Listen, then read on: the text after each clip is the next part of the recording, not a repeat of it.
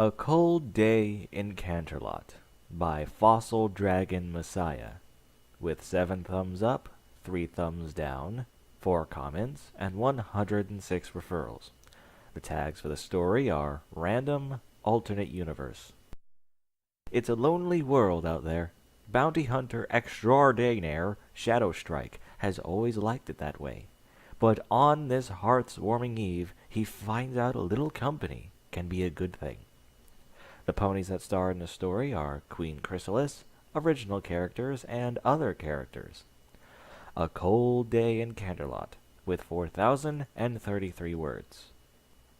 Shadowstrike emerged from the Canterlot train station in silence, his ebony katana held closely at his side, the thoughts of his most recent hunt in Las Pegasus at the forefront of his mind. Such a hunt was the kind of thing Shadowstrike lived for.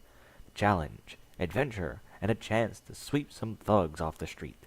Al Capone and his little gang were no match for Shadowstrike's skill and expertise. The frigid air bit at Shadowstrike, and he retreated into a red scarf around his neck. Used to the deserts to the south, the silver unicorn quickened his pace to get out of the cold. Nothing would be better right now than a nice steamy cup of hot chocolate, and Shadowstrike knew just where to go to get one. Donut Joe's. The Earth Pony had always been a good friend and information broker since Shadowstrike began his bounty hunting career, even going so far as to offer Shadowstrike one of the extra rooms upstairs in his building when Shadow was on taking a rest between bounties. As Shadowstrike trotted through the street, one thing caught him as unusual. The normally bustling street was all but deserted. The unicorn looked around for a reason for this empty street and saw a street sign that answered his questions. It read, "One night only, the founding of Equestria hearts-warming stage play, featuring the wielders of the elements of harmony." Ah, thought the bounty hunter, it's hearts-warming eve. Every pony must be at home with family, or at a cantina with friends. The thought of hearts-warming day never did have a huge appeal to Shadowstrike. The mercenary had few friends to spend the holiday with. As he walked along, Shadowstrike began wondering how Donut Joe was preparing for the holiday. Shadowstrike chuckled to himself at the thought of cute little evergreen tree-shaped donuts lining the donut shop's shelves. Once again the cold blasted at poor Shadowstrike, who then proceeded to curse under his breath at the Pegasi and them making this one of the oldest winter shadows ever experienced in Equestria. Shadowstrike saw the donut shop down the street and almost instantly began sprinting towards it. The sooner he was out of the cold, the better. As he approached the donut shop, the door swung open. Out of it stepped the donut maker himself, wearing a strangely worrisome look on his face. "Oh, thanks, Celestia! Joe! Joe, over here!" the silver unicorn shouted to get the Earth's pony's attention. The donut maker quickly shifted his gaze to the bounty hunter. A look of slight relief appeared. "Shadowstrike! Oh, thanks, Celestia! Come in quick! I need your help with something." Shadowstrike was off-put by his friend's bluntness. Donut Joe never said anything to Shadowstrike after he returned from a hunt, but a nice hearty laugh in greeting. Something unusual must have got Joe worried, the hunter thought to himself. Shadow entered the shop and followed Joe upstairs to the living spaces. Joe unlocked the living room door and held it open for the silver unicorn. Shadowstrike couldn't believe his eyes. In the room was one of the most beautiful mares the bounty hunter had ever set his eyes on. She was an earth pony, with a yellowish coat and a dark crimson mane tied back in a large ponytail. Then Shadowstrike took note of the mare's cutie mark. A sniper rifle's crosshairs above what appeared to be sunglasses. This tied in with the fact that a relatively large earth pony bolt-action sniper was strapped to the mare's back. Joe went up to the mare, then turned back to Shadowstrike. "Shadow, this is Longshot.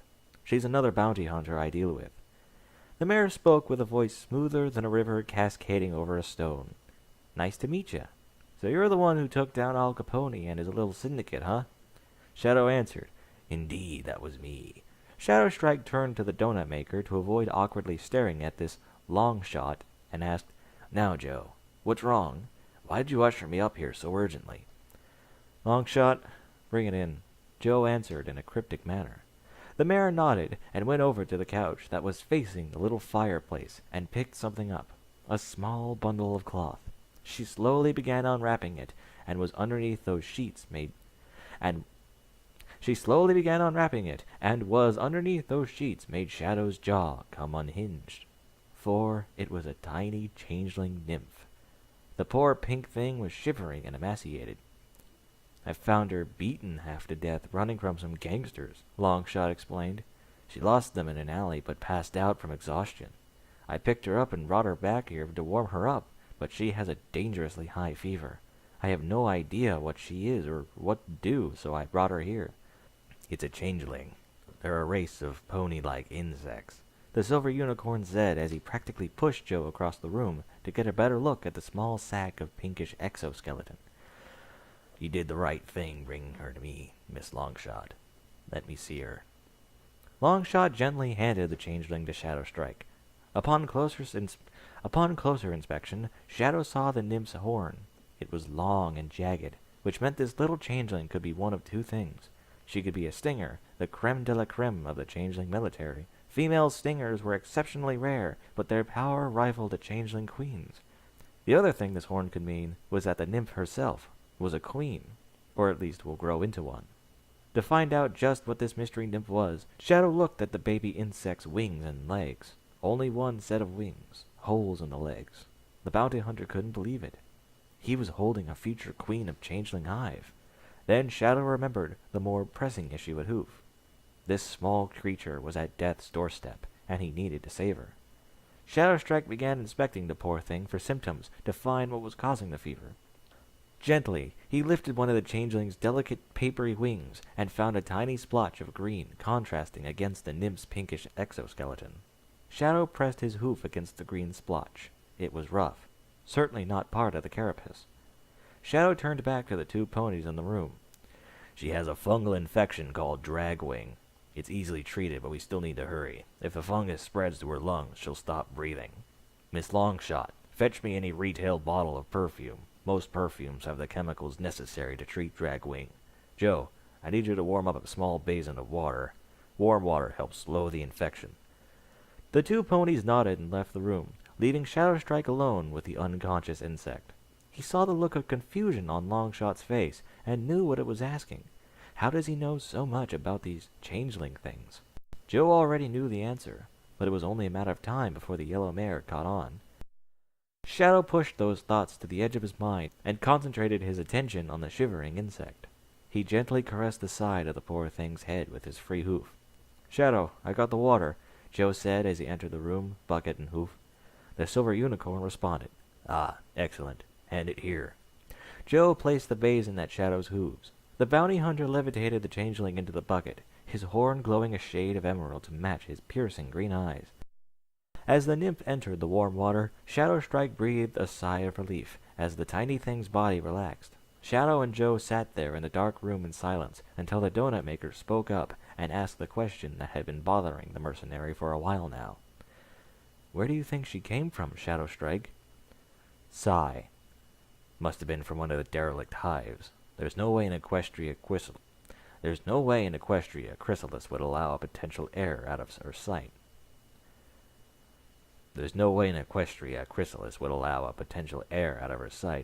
Sorry, buddy, but could you remind me who this chrysalis exactly is again? The donut maker interrupted. As I've said before, Chrysalis is the ruler of the United Hive, the largest changeling hive known. Oh, Donut Joe answered. Sorry for interrupting. Please continue. Thank you. But anyway, the real question is how she got all the way to Canterlot. It's at least a 2-day-long flight from the southern deserts, and that's for a fast flyer. This little one seems barely old enough to hover, let alone fly across country. And that raises other questions too, like how did she get sustenance, or why did she come here in the first place, even. As Shadow Strike finished his thought, Longshot announced her return.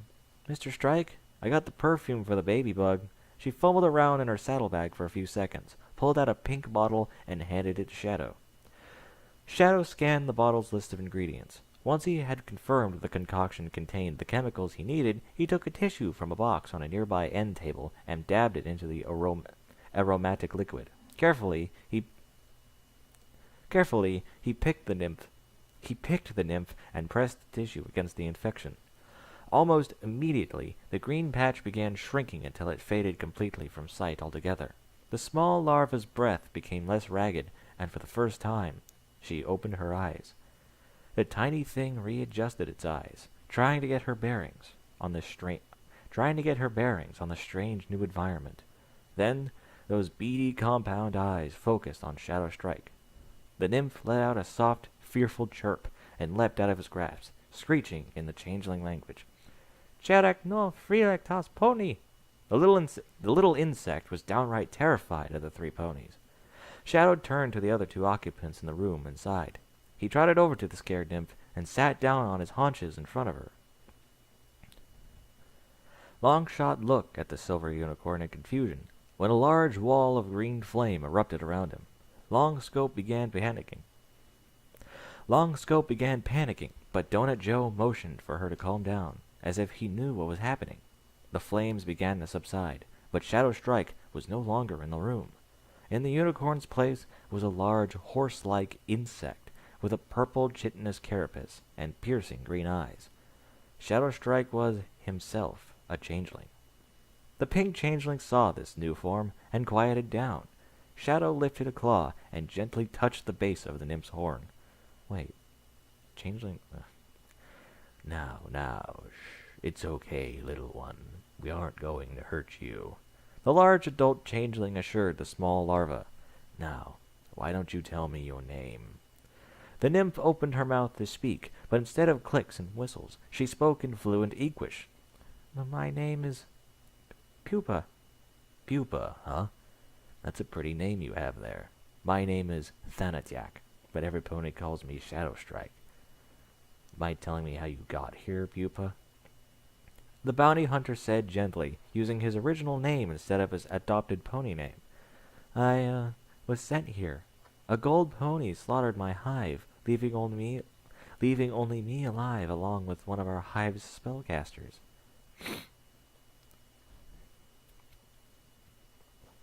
I was sent here. A gold Freddy slaughtered my hive, leaving only me alive along with one of our hive's spellcasters. She teleported me here before the gold Freddy could get me. Tears began welling in Pupa's eyes. Eventually the dam burst, and the pink nymph broke into a heart-wrenching sob. From behind, a confused Longshot asked, "How is she speaking Equish now? Just a minute ago she was chirping like a cicada." Shadow turned his head slightly and explained, Changelings are capable of instantaneously learning any language just by touching their horn to anything that speaks the desired language. We evolved this trait to blend in more seamlessly during infiltrations." The large changeling turned back to the sobbing larva and picked her up in his forelegs. "Shh, little one. It's okay. You're safe now." As Shadow Strike finished calming the sobbing changeling down, a loud crash was heard down below. Shadow Strike put Pupa down quickly, put his disguise back on, and ran to the window to the other side of the room, where Longshot joined him. Out of the window, the two saw a pack of ponies, each armed with some improvised weapon. A large rust-colored unicorn wielding a small hoof gun stepped to the front of the pack and shouted, All right, Joe, we know you're in there. Give us the bug or that broken window is just the beginning." A look of rage flashed across Longshot's face. Those are the mother buckers who were chasing the little thing. Damned gangsters.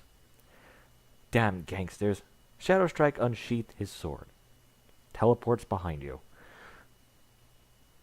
The look of rage was replaced by a look of fear on the yellow mare. Wait. You're not going to kill them, are you? The bounty hunter shook his head and pointed to the sword he held in his hooves, drawing attention to the faint green glow around the ebon blade. The sword has a lethality enchantment. It'll cut and bruise, but it won't scar or kill unless I lower the spell. Shadow turned back to the window and opened it. He stood up on his hind legs and leaped out to face the gangsters, his red scarf blowing in the breeze. Oh my fucking god. The head gangster snickered and said, "We got ourselves a hero, boys. Get him." The gang turned Shadow and began to come at him all at once, but Shadow had a plan. Shadow Strike had perfected a spell, one that had saved his life multiple times. One of the gangsters lunged at the bounty hunter, but instead of contacting Shadow, the thug felt a serious blunt instrument slam into the back of his neck. Shadow knocked the stallion unconscious with the hilt of his blade.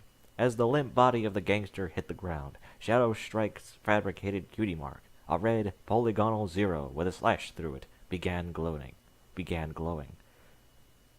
0? From fucking Borderlands 2? Okay. I don't know why I just didn't call him 0.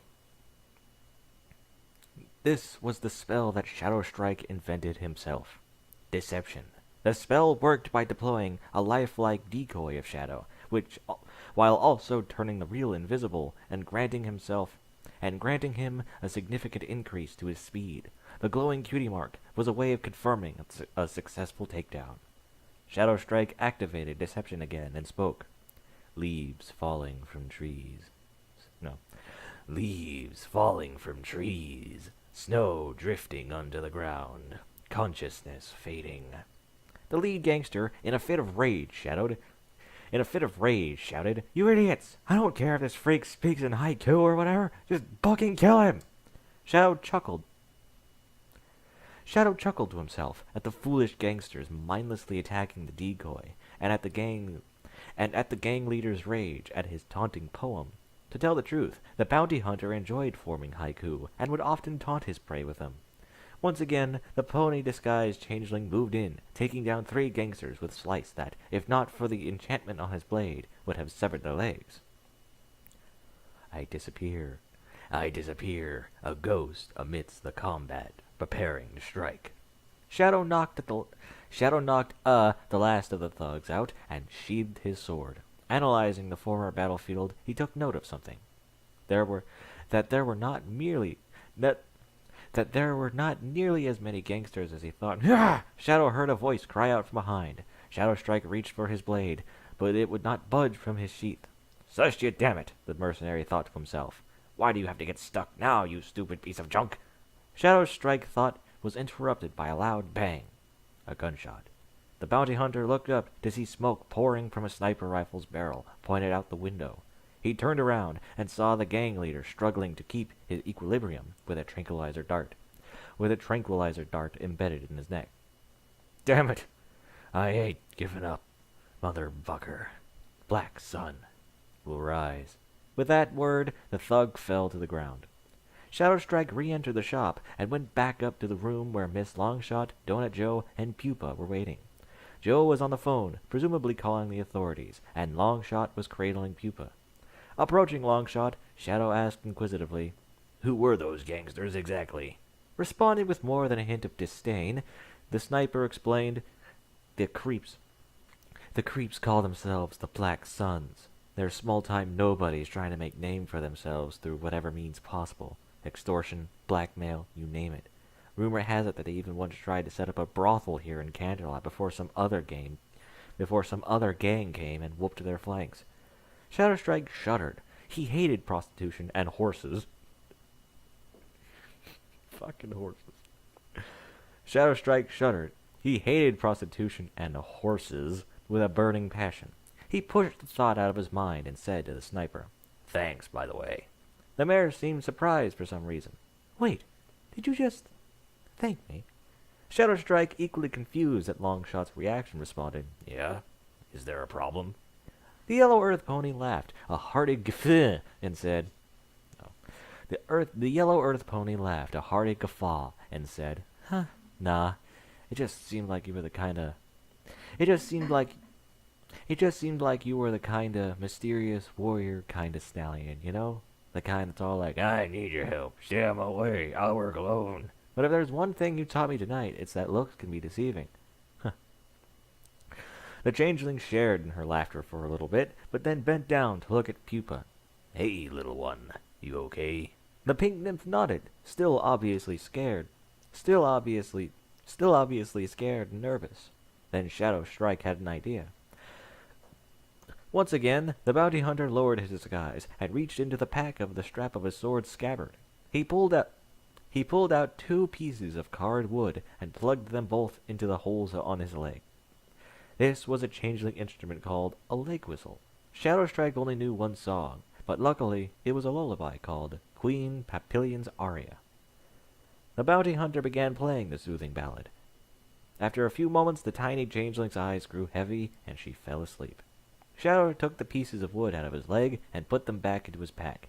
He began to gently stroke the sail atop the sleeping nymph's head. A few minutes passed in silence until Longshot broke it. "So, how did you fall into the bounty hunting business?" Shadow looked away, his purple carapace gleaming in the light of the fireplace. "Huh, that takes me back. I was a war hero in the Changeling Army after the Battle of Horn Valley during the war between my people and the dragons. We made our last stand there at Horn Valley, a place the ancient changelings regarded as a sacred site. My brood brother, Cocoonus, and I led the soldiers in the battle and barely squeaked out in victory.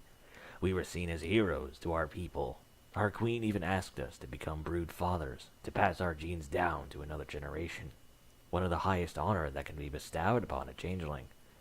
But for some reason, Cocoonus became distant. Then, about 10 years before the return of Princess Luna, Cocoonus went rogue and I was tasked with bringing him back. I found him, but he wouldn't return with me. Not peacefully, anyway. Said something along the lines of, I'm sick of being a slave to the queen. I want my own life, one where I can decide what I want for myself. One where I can decide what I want for myself. I was forced to fight him, my brother and best friend. I couldn't defeat him, but despite my expectations, he let me live. I couldn't return without him, or I would have been executed for treason. I made a coward's decision and fled for Equestria. Eventually, I met Joe being harassed by some goons and helped him out. After that, we just kind of fell in with each other. Joe suggested that I put my combat talents to use and become a bounty hunter. 10 years later, and here I am. So what about you? How did you fall into the bounty hunting career?" Longshot shook her head. "I guess it's only fair to tell you, huh?" the Yellow Mare said. "I never really thought I would become a bounty hunter. But when I was just a filly, my parents were attacked." Tears began to well in Longshot's amber eyes. Some psychopathic earth pony just came in and sliced them open. Kept shouting his name as he cut into them. Blitzkrieg. I became a bounty hunter just so I could feel and him and put him in his place, 6 feet under. I'm so sorry, Shadowstrike said. Wait, I've heard that name before. Blitzkrieg. Wanted for suspected murder of 12 different victims. I've been trying to find that guy too, Shadow exclaimed. What seemed like an eternity of awkward silence passed before Donut Joe walked in.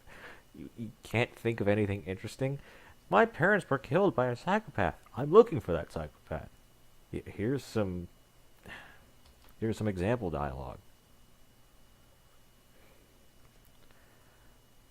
What seemed like an eternity of awkward silence passed before Donut Joe walked in. Well, the police have come and arrested those thugs, but it seems I won't be able to visit my cousin Bonbon in Ponyville tomorrow for Hearth's Warming Day. Gotta take care of this little thing, the donut maker said, pointing to Pupa. Shadow stood up and said, No, Joe, it's okay. I can take care of her. You go visit your cousin. I'll go find a hotel or something when she wakes up. Well, okay, I guess. I appreciate it, Shadow. Don't sweat it. It's my pleasure. About an hour passed before Pupa woke up. Shadowstrike looked at the tiny creature and asked, Little one, do you have anywhere to stay?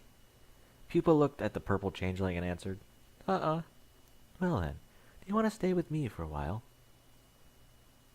No, wait, Shadowstrike. Shadowstrike looked at the tiny creature and asked, Little one, do you have anywhere to stay? Pupa looked at the purple changeling and answered, Nuh-uh. Well then, do you want to stay with me for a while? Us changelings have to stick together, the bounty hunter said in a gentle tone. The tiny pink nip's eyes grew wide. Okay. Shadowstrike smiled. Pupa trusted him. A queen, or rather queen-to-be, trusted him. It wouldn't be the first time, but Shadow wasn't going to let Pupa down like he did Chrysalis. Oh, I forgot to ask. Pupa, you know how to disguise, right? Shadow said. The nymph nodded yes, and took the form of a pink unicorn filly. Shadow removed the red scarf he was wearing and placed it around Pupa's neck. There, he said. Now you won't freeze to death. Purple giggled in a soft, chirping voice as Shadow wrapped her up in his scarf. That should do it. Now let's go find some place to rest. I bet you're exhausted. Shadow said, beckoning Pupa to his side. As Bounty Hunter walked out the door of the shop, he heard Longshot call to him. Hey, Shadowstrike, wait up! Shadow turned to face the yellow mare. Yes, Miss Longshot. The Earth Pony's face blushed slightly. Well, you seem pretty nice, and I was wondering, would you like to hang out sometime?